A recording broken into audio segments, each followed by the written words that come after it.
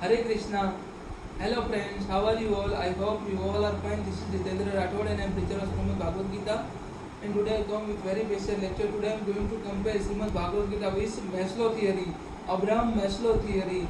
This is one of the psychology theory or psychological theory, and I am trying to compare Shrimad Bhagavad Gita with Abraham Maslow theory because it is required to make people understand about what are the similarity between Shrimad Bhagavad Gita and Abraham Maslow theory. Actually, Abraham Maslow theory came into existence from Shrimad Bhagavad Gita. How both are related with each other, I am going to make all of you understand or make all of you know. So, before I start my lecture, I would like to introduce Shrimad Bhagavad Gita. This is Shrimad Bhagavad Gita as it is written by A.C. Bhakti Vedanta Swami Mahaprabhupada from ISKCON temple. And I must have to say that this is a book of humanity rather than religions. And I am only trying to propagate a humanity on basis of Shrimad Bhagavad Gita, because Shrimad Bhagavad Gita is the best way to propagate a humanity and best way to enrich the moral value in the society. And I am trying to address to those people who are actually frustrated and attempted to commit suicide, because after preaching of Shrimad Bhagavad Gita, after addressing on basis of Shrimad Bhagavad Gita, people can easily come out from the frustration. And it is my initiative to make people to bring people out from the frustration as well as prevent the people from the suicidal death, because I want to make our nation free from the suicidal death. So Srimad Bhagavad Gita is the best way to morally motivate, because after reading of Srimad Bhagavad Gita we can develop our character, we can enrich the moral value with our character and our with our work. So it is like that. Srimad Bhagavad, please consider Srimad Bhagavad Gita as a book of humanity rather than religious. Srimad Bhagavad Gita is not spiritual book; it is actually a book of pure science and humanity. So let's move toward the lecture. Main content of this lecture. Let's move. As per Abraham Maslow theory or Abraham Maslow's hierarchy theory, here he said about self-actualization. The term self-actualization actually came from Shrimad Bhagavad Gita. How this word or this term came from Shrimad Bhagavad Gita? Lord Krishna said to Arjuna about to recognize your competency, because if you don't know about your competency or efficiency or your working power, of your energy, of your abilities, then you would never put your best effort in this battlefield. Lord Krishna here said, please Arjuna, it is not like please, but Lord Krishna here said to Arjuna about identify your competency, recognize your competency, recognize your ability.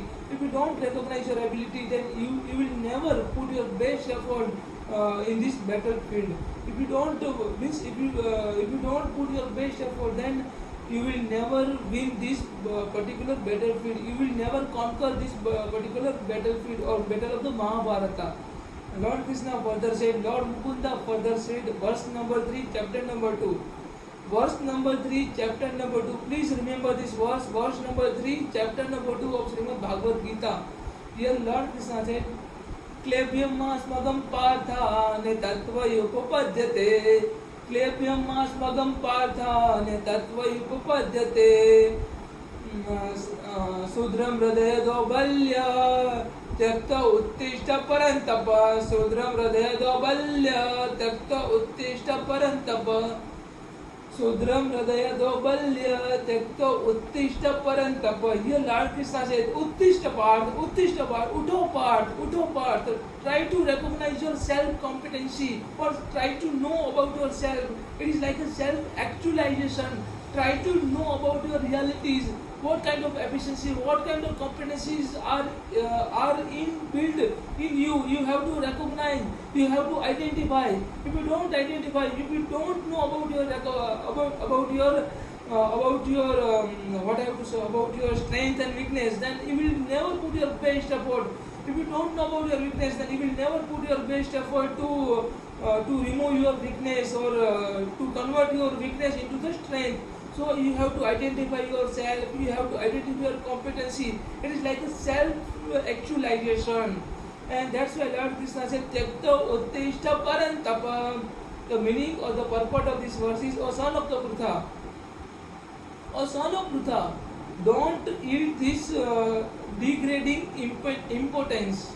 Don't yield to this degrading importance.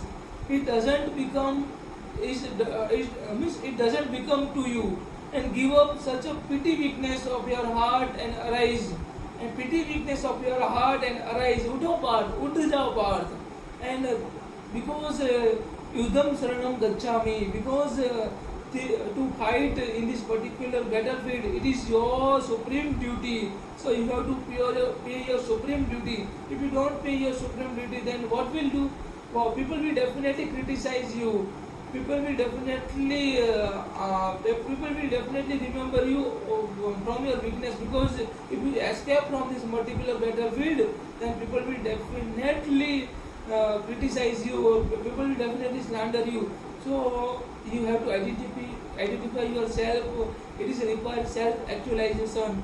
The term self-actualization came from Shrimad Bhagavad Gita. It is directly related with Shrimad Bhagavad Gita, and Abraham Maslow's theory is directly related with Shrimad Bhagavad Gita. And Lord Krishna here stated, "O Arjuna, O Parth, O Pruthaputra, to recognize your strength and weakness. If you identify, then make your competency much stronger as possible, and convert your weakness into the strength." So it is like that. Even though Arjuna could not understood who was the supreme, means what was supreme told, and here Arjuna asked here Arjuna asked to Lord, means at that time Arjuna could not understood what Supreme Lord said about, or what Supreme Personality of Godhead ordered to Arjuna.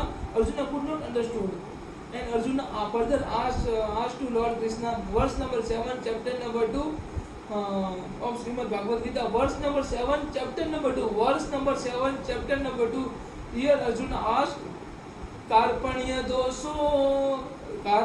दोषो path स्वभाव पश्यामि त्वं धर्म समुदचित यचेर्यस निश्चित ब्रूहितमि सियस्यते हाम सदी माम त्वं परन्तप. Here Arjuna asked to Lord Krishna, "Now I am confused." Here Arjuna said that, "Now I am confused. What should I have to do? What should I don't have to do? Means what should I not have to do? I am not able to understand what I ought to do and what I ought not to do. I am not able to understand." Here Arjuna said, "I am totally confused and have lost all composure because of weakness. I have lost all composure because of my weakness. In this condition, I am asking you to tell me clearly. I am asking you to tell me clearly what is the best for me. And now I am your disciple, and my soul, I have totally surrendered unto you. Then please instruct me." Here Arjuna asked to Lord Krishna to get instruction or instruct to him. And here Lord Madhav clearly replied to Arjuna. Here Lord Madhav clearly make Arjuna know about the meaning of self-actualization. Hence Madhav said to him to identify your value and qualities. Here Lord Krishna said to Arjuna, you have to identify your qualities and true value. Means your strength and weakness you have to identify. And if you don't know about your weakness, then you will never convert your weakness into the strength. So it is like that. You have to identify. You have to know your self-actualization. It is something like that. The meaning of as per Maslow theory, and let's move toward the Maslow theory. The meaning of self-actualization as per Maslow theory is that the realization or fulfillment of one's talent or potentialities. Means potentialities. It is like potential or potentialities, specially considered as a drive or need present in everyone. Let's move toward the second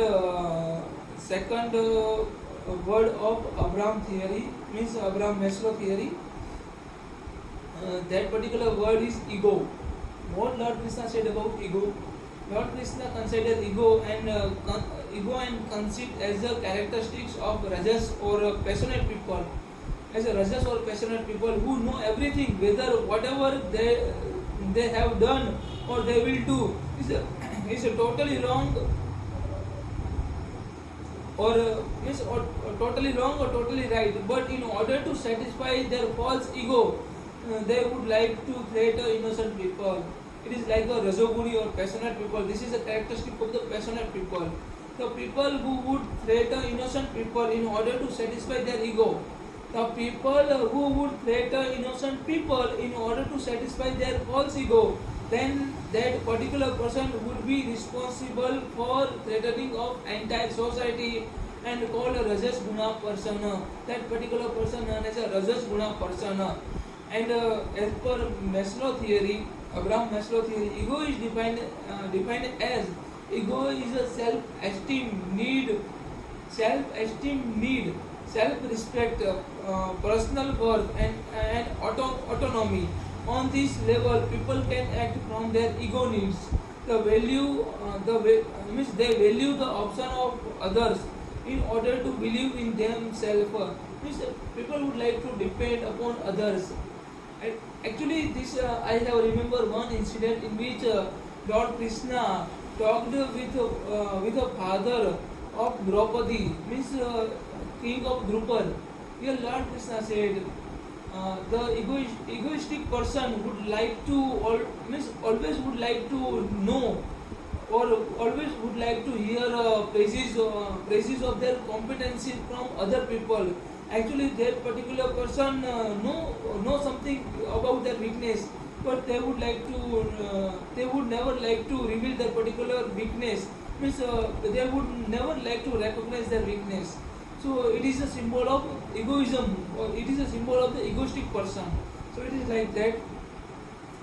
They value the option of others in order to believe in themselves. It is a matter of self-respect through the respect from others. Let's move toward the conclusion. It is a required. There are so many scientific theories and psychological theories are derived from Shrimad Bhagavad Gita. And Shrimad Bhagavad Gita is the source of all scientific theory. Shrimad Bhagavad Gita is not religious book. It is a pure book of science and humanity. I am repeating these particular things again and again because people would like to consider Shrimad Bhagavad Gita as a book of religions, as a book of spirituality. But when and they don't want to read Shrimad Bhagavad Gita. Actually, they strongly believe that Shrimad Bhagavad Gita is a religious book. So it is a totally worthless. It is totally a matter of worship, and put a temple of Shrimad Bhagavad Gita. And whenever we are putting Shrimad Bhagavad Gita into temple, actually it is not worship of Shrimad Bhagavad Gita. But whenever we would like to follow each and every instruction of Lord Krishna which are mentioned in Shrimad Bhagavad Gita in our daily life, it is actual worship of Shrimad Bhagavad Gita. So please, it's my humble request to all of you, please don't put Shrimad Bhagavad Gita into temple and try to follow Shrimad Bhagavad Gita in your daily life. So hereby I would have to say that Shrimad Bhagavad Gita is neither religious book nor a spiritual book, but actually book of pure science and humanity. So please follow Shrimad Bhagavad Gita into temple, not into temple, but put into your real life. Keep Shrimad Bhagavad Gita with you, and whenever you are having time, please read Shrimad Bhagavad Gita and try to follow and try to understand the supreme instruction of Lord Krishna which are mentioned in Shrimad Bhagavad Gita. So thanks for listening me, and I hope you all can understand very well about comparison of Shrimad Bhagavad Gita with Maslow theory, Abraham Maslow theory. And thanks for listening me. Hare Krishna.